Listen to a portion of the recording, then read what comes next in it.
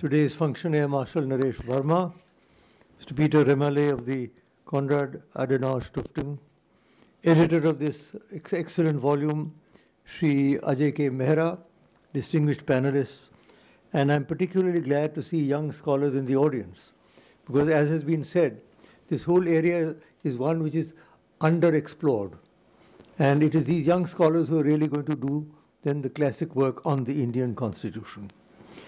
Many interesting insights and approaches have been made by the panelists. I will certainly not try and address any of those. I'd rather make just a few general remarks. Firstly, this is a fascinating story. The continuance and the vibrancy of parliamentary democracy in India, with free elections, smooth transfers of power in the state and center, independent judiciary, and very free press and media, is itself a miracle. I think we tend to trash our own achievements. The fact that we are able to, for 70 years, maintain a fully democratic society, which a lot of other post-colonial regimes tried but failed to do, I think is a great achievement. Therefore, to begin with, I must say that the Parliament has been a unique achievement. It has been a unique achievement that it has continued in all these years, and that it continues to be vibrant and central to our governance. My own experience with Parliament has been very interesting. I've been in Parliament for 40 years, 4 terms in the Lok Sabha and 4 terms in the Raj Sabha. And on both houses, both on the Treasury benches and in the opposition. So I've really seen Parliament from all possible angles. And I must say that it has been an absolutely fascinating situation. Of course, there has been a deterioration in the quality of debates. I mean, I recall when I first came to the government, there were these great stalwarts, like there was Hiren Mukherjee, there was Madhu Limai, there was Nath Pai, there was Somnath Chatterjee. There were all these people in the opposition, the Atal Bihari Vajpayee, were really outstanding, and they used to keep the government on its feet. And in the Raj Sabha, there was, for example, Bhupesh Gupta, who single-handedly brought the whole government virtually to a standstill. So we had brilliant debates, structured debates. I remember listening to them. Even before that, I remember we used to come down here particularly to listen to Pandit Jawaharlal Nehru's reply to the debate on the External Affairs Commission.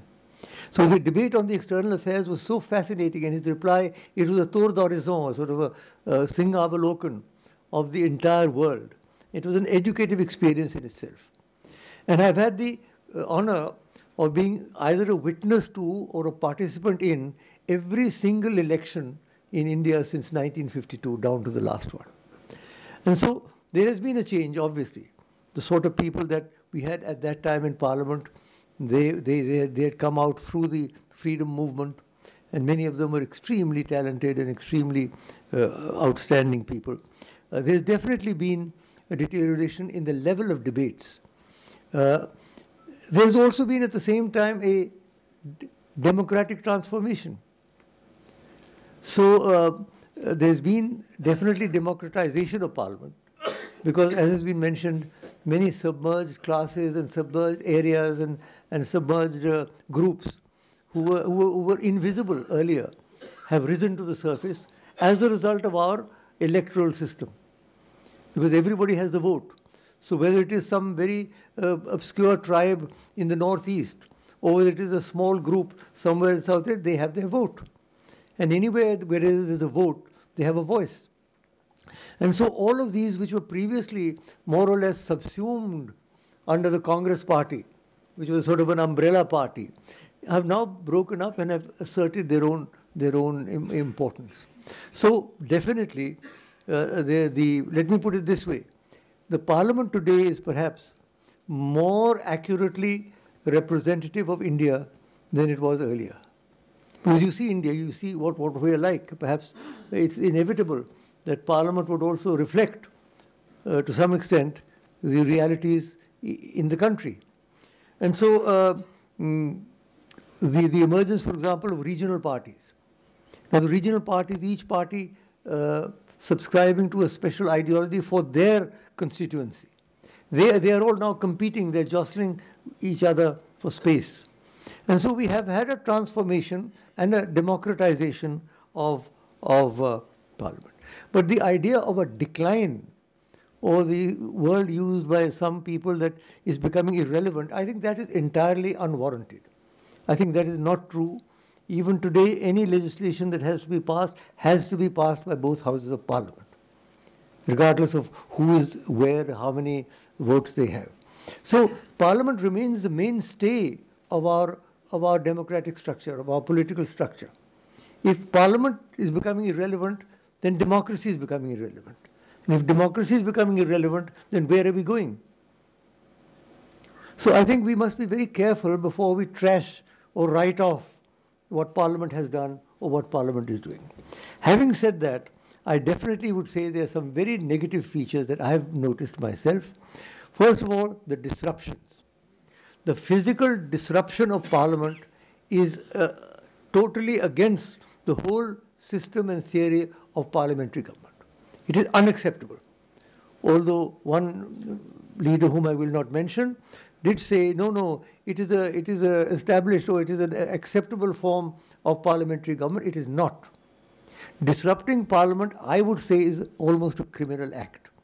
You're wasting people's money, you're wasting people's time, and you are going against the very basis of democracy, which is debate. By marching into the well of the House, by shouting slogans and physically disrupting the House, what are we doing? We are, as it were, अपने पैर में कुल्हाड़ी लगा रहे हैं. We are weakening the whole system. So that, I'm afraid, is something which is a very serious threat to the parliamentary system. And I'm not making any party thing here. All parties have done it, including one to which I belong, including to various the other parties which they've done it.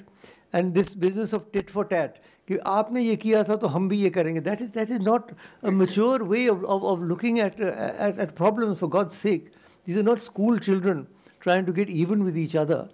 These are large and fundamental issues. And the fact that the disruptions have become so frequent, which leaves less time, as has been mentioned, for legislation, less time for debate, less time for discussion. Even today, when there are structured debates, there are good debates. In Rajya Sabha, we had some good debates. I remember, for example, on this West Bengal, the Bangladesh border dispute, how we finally took the major steps. There's a very fine debate upon it. Or there was a debate upon the situation in Jammu and Kashmir. But those are rare. Generally, there's a lot of ho-halla, and that is not acceptable, and something has to be done about that.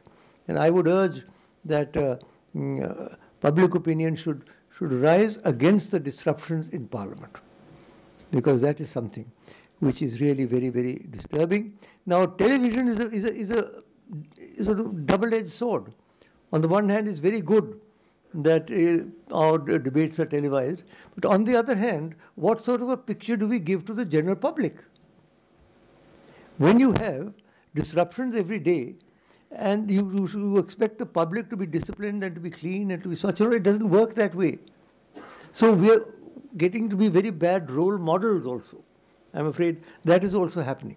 So generally, the deterioration of parliamentary decorum and parliamentary procedure is, I think, something which we have to accept. I wouldn't call it a decline of Parliament. I would call it a deterioration in the parliamentary structure and parliamentary procedure, which has to be remedied as soon as we can. Gender imbalance is something that is mentioned tangentially. I mean, we have an all-male panel here, which is very strange because there are some very distinguished women political scientists. But the Women's Reservation Bill, as a bill which is supported both by the Congress and the BJP, and between us, we've got comfortable majorities in both houses, not being passed. We passed it in the Rajya Sabha when 2 members had to be physically lifted and thrown out of the House. And they tore the bill and threw it at the face of whoever it was. I don't know, Dr. Manmohan Singh, kaun kar rahe the bichare. And wo passed, but it's not being passed. Now, have you thought why it is not being passed? I don't want to go into that because, I don't want to make an akshep on any particular political party, but it's very clear. Because some communities feel that by a women's reservation bill, they will be again thrown back and they will not get adequate representation. So I think, for example, women's reservation bill, 1/3 reservation is a very, very significant step. It should be taken. But there's no public opinion in favor of it. There's public opinion in favor of a lot of other things, but not in favor of women's. Nobody talks about women's reservation. They've forgotten about the bill. ठीक है पढ़ा हुआ है, let it be, for God's sake, क्यों उठा रहे हो? So there is a sort of, what I'm trying to say is that the public mood is reflected in Parliament, and parliamentary behavior is reflected in the public. It is a parasparam bhavaya, so both act and interact on each other, which is as it should be. So I think that is something which needs concern. The media explosion is something which is quite astounding. When we started off in Parliament, there was only those two boring channels, DD1 and DD2. Now there are 500 channels, for God's sake. And every evening people go in, the channels are now beginning to revolve around the anchors, which is another very curious thing. So you look at the anchor rather than at the channel. And then, there's the photographs of these anchors as if they're the great sort of, But anyhow, I don't want to trash the anchors because they're doing a good job. But the fact of the matter is that the way the whole thing is being presented, I think is very strange. They are setting the agenda. Parliament doesn't set the agenda. The agenda is set by the anchors. And the next day the Parliament discusses that very thing. So this is a very curious development. Of course, free press, we are very proud of it, and nobody can even dare hint that they should be modified or controlled in any way, but nonetheless, I think this is a point that needs to be kept in mind. Another point which has not really been mentioned very much is the financing of elections. We talk of corruption. How is it that it is becoming so expensive now to fight elections? Stories go around that even to get a ticket, you got to spend vast sums of money. Election ki to baat chodo. To get the ticket, to get the mandate, you spend vast sums of money. Then you spend vast sums of money to get elected. Where does that money come from? We've tried some developments have now happened. There are new electoral bonds and so on. But we've only touched the surface of this issue. And a lot of the corruption, if I may say so, flows from the fact that our elections are so expensive.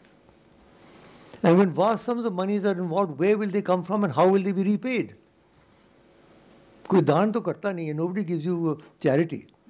If somebody gives you 1 crore rupees, he expects 1.25 crore in return. So this is an area which I don't think has been covered very well in the book. But I think it's central to the democratic transformation of Parliament, because unless we are able to do something about that, there's lots of, I don't want to go into the details, there are state financing of elections and so on. There are lots of proposals which the Election Commission has put before the country. But this is something I think that needs more. Now, let me finally, because my 10 minutes are up, or do I have 15? No, I don't have, no. I don't want, I have 15, no good, I have 5 minutes extra, good for you. The PM has called for a national debate on simultaneous elections. Now, this is something which I think all political scientists particularly will have to concentrate upon. My immediate reaction, I must tell you, as a student of political science is that I have two major objections to this. The first objection is that I think it goes against the basic structure of the Constitution. Because the basic structure of the Constitution is federal. And each of the states in its own area is given autonomy, if you like, if you want to use that word, given freedom. Now, if you put all the elections together and within 1 year a state government falls for any reason, what are you going to do for 4 years? Are you going to have governor's rule for 4 years? How is it possible with 29 different units, with all so many different parties? Every political party in India has had the chance of being in power somewhere or the other, in the states to in the center. Now, with all these diverse political pulls, how are you going to herd them all into one structure? And then if there's something, the whole thesis of parliamentary democracy is that it has got to, the executive has got to enjoy the majority in the House. If the executive loses a majority in the House, then what happens? So you get them all together once and then they'll again start bitching. And my hunch is, I'm not a legal luminary, my hunch is that the Supreme Court would strike down such a proposal as being against the basic structure of the Constitution. That is my view. It is not a totally crystallized view. There are lots of arguments against it, but that's what I feel as a student of political science. Question hour is, as Harold Laski points out in his classic Parliamentary Government in England, the question hour is of the essence of Parliament. Because any member can ask a supplementary, any member can ask a question. Now, the question hours also are getting disrupted. I think that is extremely unfortunate. Because people may think that question hours are not really important. It is not true. It is the question hour that keeps the government on its toes. I know I've been answering questions for 10 years in Parliament. How much work the minister has to do to prepare for the question. Whether DPD asks the supplementary or not is besides the point. I must be ready to answer him. So, it keeps the government on their toes. So question hour uda diya jaye, so then, you're really putting down the individual MP. I think that is something which is not acceptable. So I don't want to really go into this whole thing anymore. I think I'd like to congratulate, first of all, Ajay Mehra again for this splendid, it's going to be a sort of a basic, not only basic reference book, but a basic text for all students of parliamentary government, of political science, of the sociology, of the interaction between various groups, as is mentioned, various subgroups, how they work and how they interact with each other. Very valuable volume. Thank you very much, Ajay, and thank you, IIC and the Stiftung for getting together such a distinguished group of intellectuals to make this volume possible. So, good luck. Have some faith in the Parliament. Don't trash it. Thank you. Good night.